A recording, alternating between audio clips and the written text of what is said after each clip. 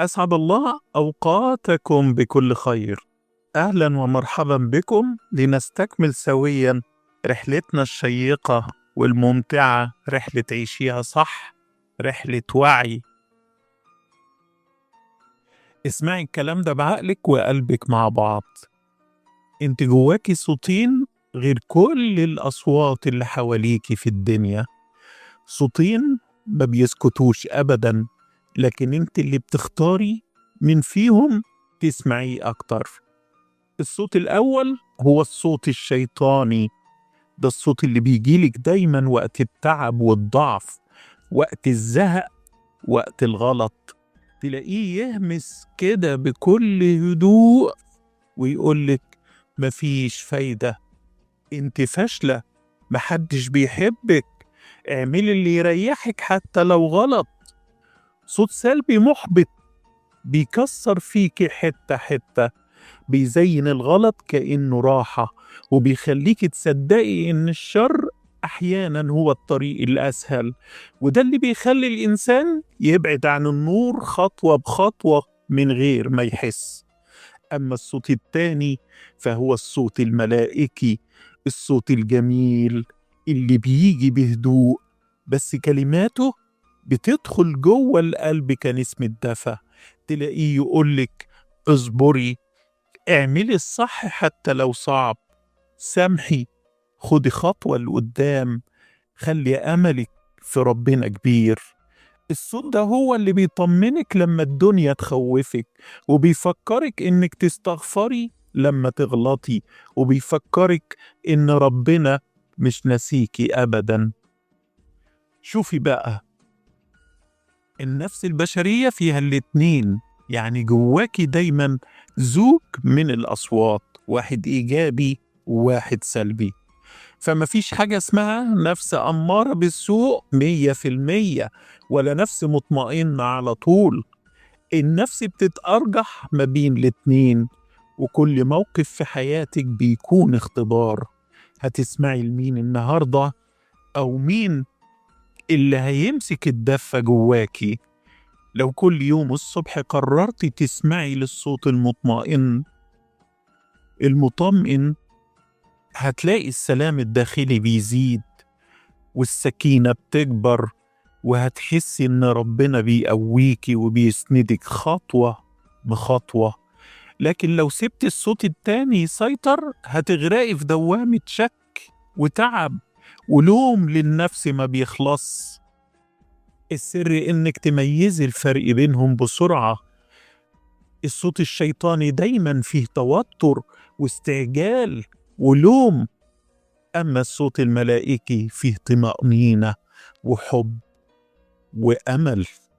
الأول بيخوفك من بكرة، والتاني بيخليكي تتوكلي على ربنا. الحرب الحقيقية مش براكي، الحرب الحقيقية جواكي، بين الصوت اللي عايز يوقعك والصوت اللي عايز يرفعك، وانت اللي بتختاري. اختاري كل مرة انك تسمعي لصوت النور، لصوت ربنا اللي جواه الخير والسكينة، لأن كل مرة بتختاري فيها النور بتقربي خطوة ناحية السلام وناحيتك الحقيقية. النسخة اللي ربنا خلقها تكون قوية وواعية ومطمئنة. خليني أقولك حاجة مهمة جدا، حاجة لو فهمتيها هتغير طريقة قراءتك وفهمك للقرآن، وهتخلي وعيك يوصل لدرجة عمق عمرك ما تتخيليها. الناس دايما تقولك يا عم ده مذكور في القرآن، بس تعالي نسأل سؤال بسيط، هو كل كلمة اتقالت في القرآن ربنا اللي قالها، ولا في كلمات ربنا حكاها على لسان ناس تانيين؟ يعني مش كل آية في القرآن أو كل جملة في القرآن هي قول مباشر من الله. في آيات ربنا نقل فيها كلام بشر، كلام شيطان، كلام ملك، كلام نبي، علشان يعلمنا نميز ونفهم السياق قبل ما نحكم. تعالي ناخد المثال اللي الناس دايما بتردده: وما أبرئ نفسي إن النفس لأمارة بالسوء إلا من رحم ربي إن ربي غفور رحيم. كل الناس بتقولك أهي النفس أمارة بالسوء، بس الحقيقة إن اللي قالت الجملة دي مش ربنا، دي امرأة العزيز. قالتها بعد ما اتفضحت قصتها وكانت بتحاول تدافع عن نفسها، يعني كانت بتتكلم عن حالتها الشخصية مش عن كل البشر. هي قالت الكلام ده علشان تبرر اللي عملته، مش علشان تضع قاعدة ربانية. فده وصف لحالة بشرية مش حكم إلهي مطلق. شوف الجمال في المعنى ده، الآية بتحكي عن نفس ضعفت، مش عن طبيعة النفس البشرية كلها. فما فيش حاجة اسمها النفس دايما أمارة بالسوء، لأن النفس ساعات بتكون لوامة وساعات بتكون مطمئنة. يعني جوه كل إنسان فينا جانب خير وجانب شر، واللي بيغلب هو اللي بيسمع له أكتر. نفس الفكرة بالظبط في الآية المشهورة جدا: إنه من كيدكن إن كيدكن عظيم. كل الناس لما تزعل من ست تقولك أصل كيد النساء عظيم، بس مين اللي قال الجملة دي؟ مش ربنا اللي قالها، ده عزيز مصر هو اللي قالها وهو بيتكلم مع مراته بعد ما شاف اللي حصل مع يوسف عليه السلام. يعني دي وجهة نظر راجل في لحظة انفعال، مش تشريع ولا قاعدة عامة من ربنا. هو شاف حاجة معينة وقال رأيه فيها، وده طبيعي كبشر، لكن إحنا خدناها وجعلناها قانون أبدي على كل ست. الغريب إن نفس السورة فيها آيات بتتكلم عن كيد الرجالة كمان: يا بني لا تقصص رؤياك على إخواتك فيكيدوا لك كيدا إن الشيطان للإنسان عدو مبين. وهنا الكيد من مين؟ من إخوة يوسف وهم كانوا رجالة. يعني الكيد مش مخصوص بالستات، ده صفة بشرية عامة بتطلع من أي نفس لو سابت نفسها للهوى والغيرة. وكمان شوف دي: فكيدوني جميعا ثم لا تنظرون.